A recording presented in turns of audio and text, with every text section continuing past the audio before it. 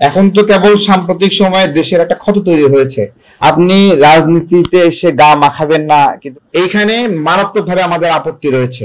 Technocrat নামে একটা বিষয় আছে, ব্যবস্থাপনা আছে, যে সরকার যদি তার মধ্যে কোনো প্রফেশনাল লোক না পায় যে কোনো একটা দপ্তর চালাবে, বা তার রাজনৈতিক প্রক্রিয়ার মধ্যে সেই ধরনের লোক নাই, তখন সেই টেকনোক্র্যাট কোটার মাধ্যমে ব্যবহার করে আউটসোর্সিং এর সুযোগ রয়েছে। তাহলে কি এটা একটা সেটেলড ইস্যু? এটা ঐতিহাসিকভাবে এই পদ্ধতিতে বাইরে বিভিন্ন সময় প্রযুক্তি বিশেষজ্ঞ বিভিন্ন ব্যক্তিকে এখানে ইনভলভ করা হয়েছে, রাষ্ট্রবিজ্ঞান বিষয়ক বিশেষজ্ঞ ব্যক্তিকে ইনভলভ করা হয়েছে। স্বাস্থ্য মন্ত্রণালয়ে যোগ্য লোক লাগবে, কিন্তু যোগ্য লোক নাই। তাহলে কি করতে হবে? একটা হায়ার করতে হবে একজন ডক্টর, সিনিয়র ডক্টরকে। এগুলো আমাদের পুরনো প্র্যাকটিস। এই সেটেলড ইস্যুগুলোতে এইভাবে খোঁচাখুচি করা আমরা সমর্থন করছি না। আপনি আপনার দেশ, ওই পশ্চিমা যে দেশগুলো উদাহরণ দিলেন না, তাদের লেভেলে আস্তে আস্তে যাক, ঠিক আছে? গেলে আমরা আস্তে আস্তে গ্রহণ করব, ঠিক আছে? এটা ধীরে ধীরে যাক। এখন তো কেবল সাম্প্রতিক সময়ে দেশের একটা ক্ষত তৈরি হয়েছে, তো ক্ষতর পরেই আপনি কি করতেছেন? নিয়ে যায় আমেরিকায় ফেলাই দিচ্ছেন যে আমাদের আমেরিকা বানাবেন। এত সহজ না আসলে। আপনি রাজনীতিতে এসে গা মাখাবেন না, কিন্তু রাজনীতির মজা নেবেন, এটা তো হলো না। যারা এখানে দায়িত্ব নিয়েছে, তারা এই রাজনীতির ফিল্ডটাকে মজা হিসেবেই নিয়েছে। তো এখন নতুন করে আলোচনা শুরু হয়েছে দ্বিকক্ষ বিশিষ্ট, এই তো। এবং সেই দ্বিকক্ষ বিশিষ্ট আলোচনার মধ্যে উচ্চ কক্ষে নির্বাচন কিভাবে হবে বা প্রতিনিধিরা বাছাই কিভাবে হবে সেই বিষয়ে আলোচনা হচ্ছে।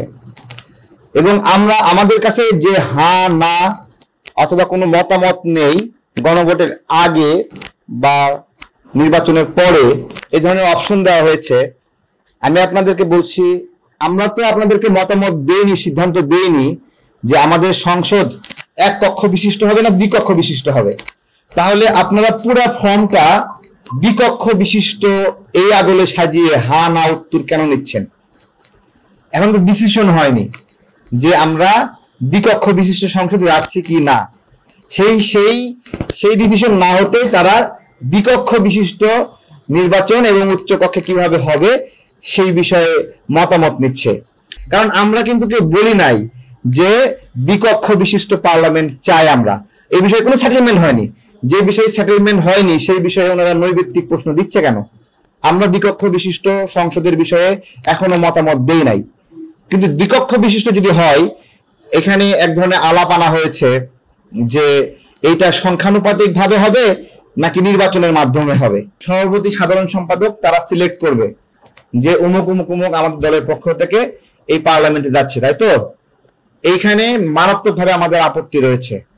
কারণ দল কোনো ব্যক্তিকে যখন নমিনেশন দেয়, তখন জনগণের সেই ব্যক্তি যদি খারাপ হয় তাহলে তাকে প্রত্যাখ্যান করার সুযোগ আছে।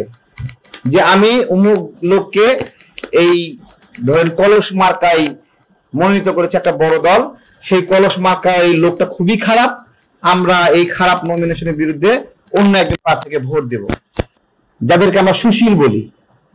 অথবা বাই চান্সে ক্ষমতার অংশীদার হয়। এই বাই চান্সে ক্ষমতার অংশীদার হওয়া মানুষগুলোকে এখানে ক্ষমতার অংশীদার করানোর জন্য, তাদেরকে এখানে সরকার ব্যবস্থাপনায় ঢোকানোর জন্য এই একটা ষড়যন্ত্র আমাদের কাছে মনে হচ্ছে।